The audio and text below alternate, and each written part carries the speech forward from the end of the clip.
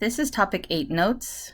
Please be sure to write down everything that I write down or that you see here in the notes. So the first definition we're going to discuss is properties of equality. Properties of equality are mathematical statements of equality that are always true for a set of real numbers. Make sure you pause the video and write down this definition. Properties of operation. Mathematical statements about operations on real numbers that are always true. Remember, the word operation just means anything having to do with addition, subtraction, multiplication, or division. Distributive property. If x, y, and z are real numbers, then the distributive property of multiplication over addition shows one way to multiply the sum of y and z by x. You probably want to pause to write this definition down. Welcome back. So what does this exactly mean? So here we're going to give an example. I have x times y plus z equals, well, we don't know what that equals. But how would you solve this? Well, what it says here is that it wants us, when you're using real numbers, which these are real, it says the distributive property of multiplication. Here's your key word, multiplication. Because what you're going to do is you're going to distribute and then multiply. So here's the word distribute in a way.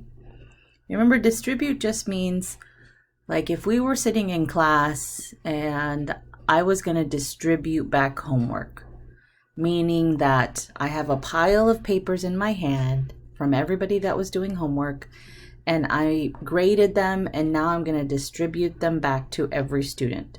So I have student A, student B, student C, and so as I'm going through the papers, I'm walking around the classroom, distributing back everyone's paper, right? Everybody turned in one assignment, so I will be giving one paper back to each student. If I were to try to figure out how many papers I had total, I would take 1 times how many students I have, because every student's getting one paper, times, let's say I had 20 students in my class. So how many papers did I have? 20 pieces of paper to distribute. So thinking that's a real world context way to think about it. But when we're looking at numbers, we're going to do the same thing. So let's just say I'm the teacher here. I'm X, and I need to distribute something to each one of these people inside. This is an independent number. This is independent. So they each have to get an X. So I'm going to distribute an X to each one of these. So now when I rewrite this, I'm going to do distribute that X, and I'm going to put a little multiplication symbol there. So now that becomes XY plus, and then I have to distribute to the Z also, an X to the Z, which means I have to multiply. So that becomes XZ. And then I can say what that equals. But since we don't know what any of these variables represent, remember, letters are just variables, called variables in math. Don't ask me why they don't call them numbers, or they don't call them letters, but they call them variables.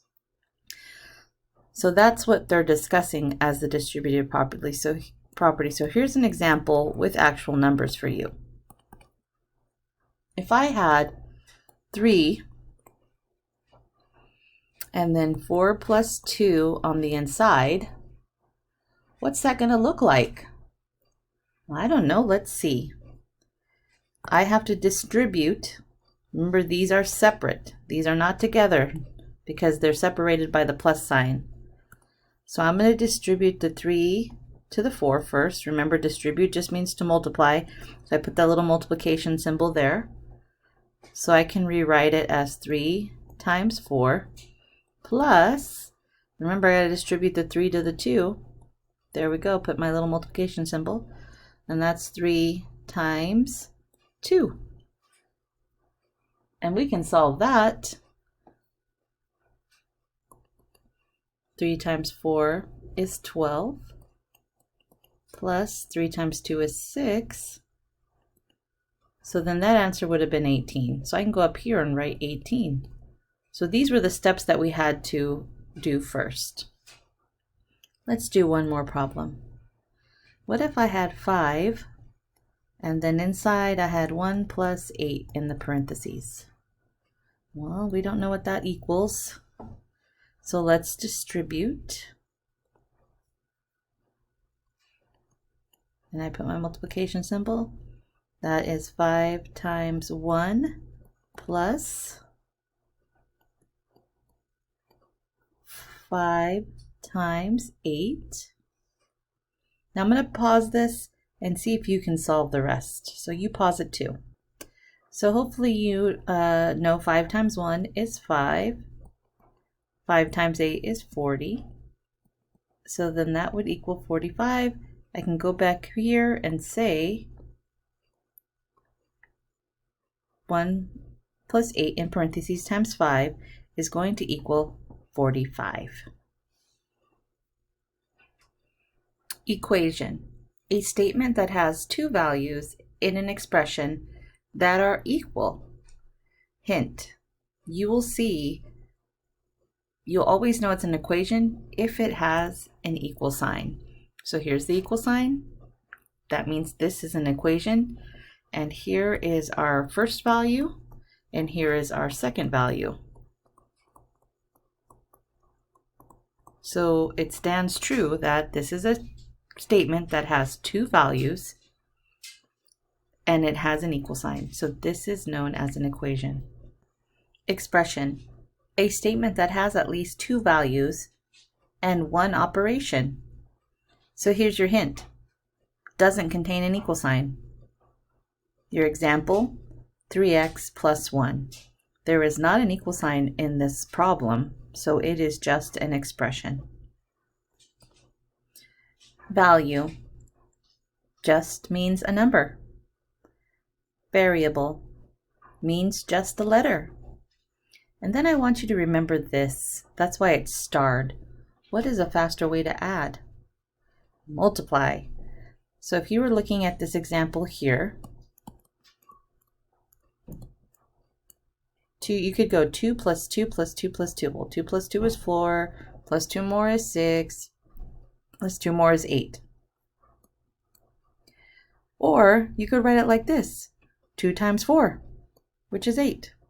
Which was faster, the first one or the second one? So just remember, a faster way to add is just to simply multiply. Inequalities. Remember, inequalities are just these symbols. This is an inequality. These are all examples of inequalities. So greater than is this first one right here.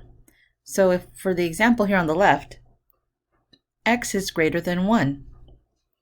So the way we would graph this is we would put an open dot on the 1, and then we would draw an arrow going to the right. For the greater than or equal to sign, we would look at the second example. X is greater than or equal to 1. We would do a closed dot because a closed dot represents equal to, and then we would go to the right. For the third example, less than. X is less than 2. Remember, if there is not a line under the inequality, it doesn't mean it's equal to 2. So I have to use an open dot. And then it's less than 2, so then I can draw my arrow going to the left, less than. And on the last example, less than and equal to. So remember, there's a line under the inequality, so I will use a closed dot. on the number 2, and then I'm going to graph it going to the left because the left on the number line means less than. Please make sure to write all of this down. So inequalities and word problems. When you are doing a word problem or a story problem, you might see these words that are on the right, and you need to know which symbol, which inequality it's referring to. So I would like you to write these down, maybe make it a chart, like drawing lines between here so that you can distinguish, or using different colors like I did. Whatever is going to help you remember these, or at least have this in your notes to reference when you're doing a story or word problem. So if you have the greater than symbol, oftentimes the most common things you'll hear in the story problem are greater than, more than, exceeds, in excess. This is an R right here, more. Let me rewrite that. Or in excess of. If it's a greater than with the line underneath, meaning greater than or equal to, you'll hear greater than or equal to, no less than, or at least. The less than symbol, it'll be less than, fewer than. You might often see up to. Up to is a tricky one, so that's how you know it's referencing the less than symbol inequality. And then the less than or equal to inequality. You will hear them say less than or equal to in the word problem. Possibly you might read no more than, or at most. At most is another tricky one. If you see the words at most, it means less than or equal to. Please write this chart and all of these words down.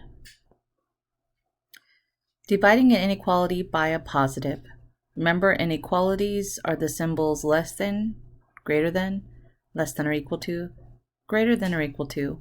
And remember, the word positive is the symbol above the word positive that you are seeing here.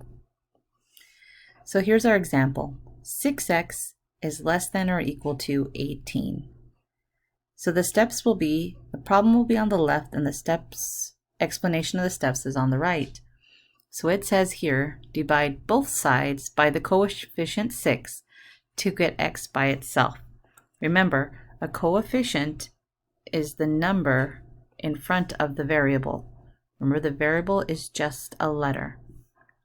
The variable here is x. So we are going to solve for x. And we need to do this by dividing both sides by the coefficient. So what I always like to do is make sure that I have a line going through my coefficient so that I can remember to do what I do on the left of the inequality, I do the same thing on the right. So I'm going to divide because these are actually being multiplied together. Remember, fractions are just division set up vertically. So I'm going to divide both sides by the coefficient of 6 to get x by itself. So 6 divided by 6 we know is 1. So we don't need to write 1 down. We just need to bring the x down, and this basically cancels itself out. And 18 divided by 6 is 3. Then you need to remember to bring down your inequality. So x is less than or equal to 3. So if I were to plug in x back into the original inequality, 6 times 3 is less than or equal to 18. And that is true because we know 6 times 3 is 18. And it's asking me, is it less than or equal to? Well, of course it is. It's less than 18, and it's also equal to 18. So I want you to pay attention to this little hint that I'm giving you right here. Since there isn't a negative, you keep the sign the same. So that would be this inequality sign. Nowhere in this problem do I see a negative. So the inequality still stays less than or equal to. So here's an example of when you would switch it. Let's take this same problem, 6. Let me erase that and actually get a good color here. let's take 6x less than or equal to 18. But what if this was a negative 6? We're still going to follow the same rules. I'm going to draw my line to make sure I stay balanced here. I'm going to divide by a negative 6 on both sides. Of course, negative 6 divided by a negative 6 is going to be just 1. So these cancel out, and I have x by itself. 18 divided by negative 6 is 3, negative 3 actually. But this inequality, since we were dividing by a negative, will get switched to face the other direction. Please make sure to write this all down in your notes. Now we're going to multiply an inequality by a positive. Remember, inequalities are just the less than, greater than, less than or equal to, or greater than or equal to symbols. So here I have x divided by 5, or the fraction x over 5 is greater than or equal to 4. So whenever we see problems like this, we're going to multiply both sides by 5 to get x by itself. So just a reminder, this is our variable, this is our coefficient. The next step would be to draw our line so that everything stays equally balanced.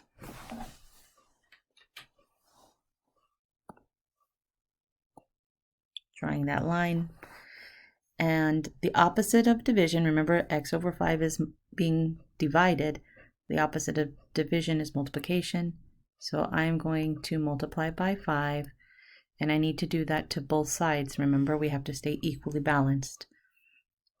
5, this would basically cancel itself out. I'm left with x. I bring down my inequality, and 4 times 5 is 20. Now I can always check this. I can put 20 in the spot of where x should be.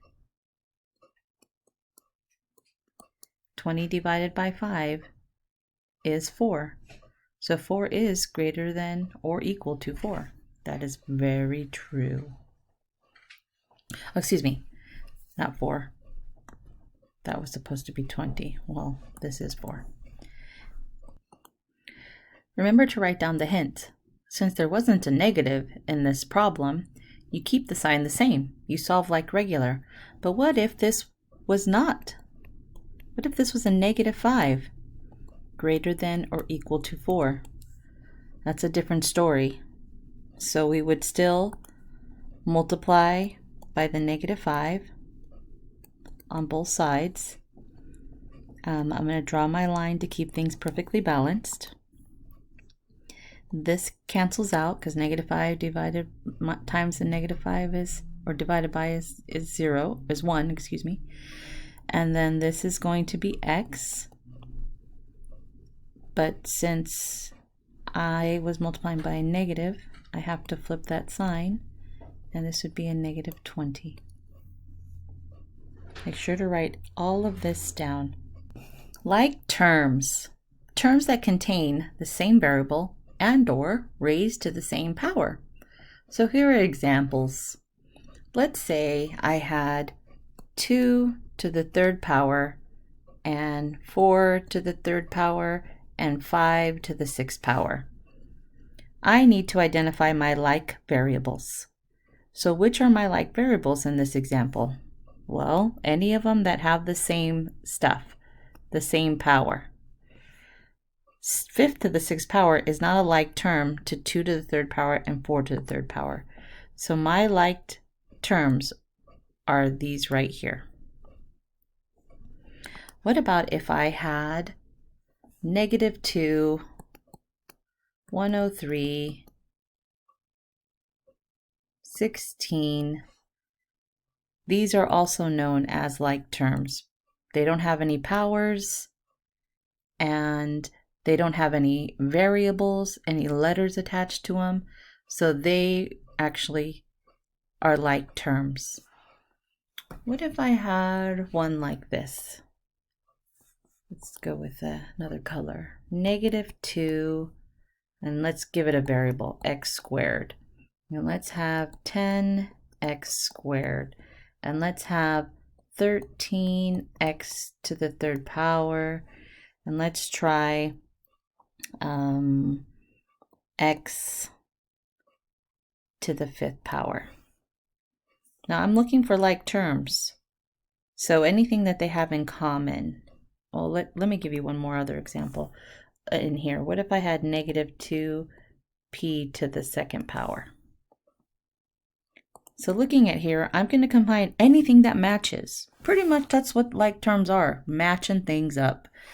So I have, here's x to the second power, x to the second power. Let's look at this x, nope, x to the third doesn't work, x to the 5 doesn't work. P to the second power, nope, not a like term. So my like terms in this example are only these two. What if they throw fractions at me? Okay, let's try that. What if I have 1/2 p, and then I have a negative number, -4p. And what if I have 2s to the second power, and then what if I have 0.2p, and then 6p squared? I got to match up my like terms. So let's start with any that are combined. So I got a p here, no power, p here, no power, p here, no power, s squared, nope, that doesn't match with the p's. Here's a p, but because it's to the second power, it doesn't count. It's not a like term with these other p's. Like they have to completely match with the variable and the raised power. Or if there isn't a raised power, then it's just the variables. So if I'm looking at here, the only like terms are these. Now let's try one with just decimals. Let's see if I have 6.2 to the second power, 7.1 to the third power, 0.27 to the second power. Let's try x to the second power and p to the second power. Oh, I won't confuse you with these. Let's get rid of these out of here. So looking at these numbers, I need to combine my like terms. So here's a second power, here's a second power. So my like terms, here are my like terms. So 7.1 to the third power, not a like term. So please write down all these examples. Okay, variable. Remember, a variable is just a letter. Whenever you see the symbol of an equal sign with a line crossed out, whenever you see this symbol, it just means not equal to. So an example would be 3 is not equal to 1, or 2 is not equal to 5, right? Because we know that 3 does not equal 1 and 2 does not equal 5. So that would be an example. Now we're going into solving two-step inequalities. So these are the steps that you always have to ask yourself every time you are solving a two-step inequality. Number 1, add or subtract to isolate the variable. Remember, the word isolate means by itself, and variable just means the letter. So let's reread this. Add or subtract to isolate the variable, meaning getting the letter by itself. Number 2, multiply or divide to solve for the variable. Remember, if you multiply or divide by a negative number, you need to reverse, meaning flip, the inequality sign. Remember, the inequalities are the greater than, less than, greater than, less than or equal to or greater than or equal to symbols or signs. So let's do an example. What if I had negative 3x plus 5 less than or equal to negative 16? Let's move this up. All right, well, let's draw our line because we have to keep things balanced. And the steps tell me to add or subtract to isolate the variable. So I'm going to highlight the variable so I always know where it's at. And I guess I got to add or subtract. So here I have a positive 5. The opposite of a positive 5 is a negative 5. And I have to do that to both sides. And I put my sign there, my line there to show that I'm subtracting. Plus 5 and negative 5 cancel each other out. That's just going to be 0. So now I'm going to rewrite it 3x less than or equal to, and negative 16 minus 5, remember same sign add, negative 21. Now I'm looking at negative 3x. Well, we know that that negative 3 is being multiplied by that x, and the opposite of multiplication is division. So I'm going to do a division line. Remember, just the fraction bar. Fractions mean you're dividing. And I have to get x by itself. So I have to divide by a negative 3. And I have to be fair and make sure that I balance it out to both sides. This cancels out. I have x. Negative 21 divided by a negative 3 is 7. And this whole time I've been dividing by a negative. Remember that hint? So I need to flip my inequality to the other side. And this is my final answer. X is greater than or equal to 7. Now, if I were to graph this, I would need to create a graph. And then I need to put my ticks down. I'm going to do 0.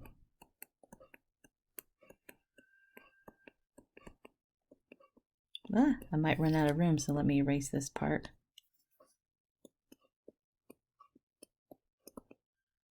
And I really don't need to go that far over here, so I'm just going to show that I can go that distance.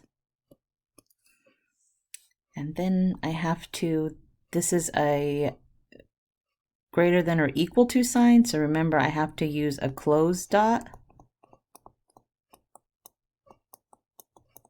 So remember that you have to use a closed dot if you have this type of an inequality. So I'm going to do my closed dot there on the 7, and x is greater than or equal to 7, so I need to go to the right and put that arrow. And that's how I would graph that inequality.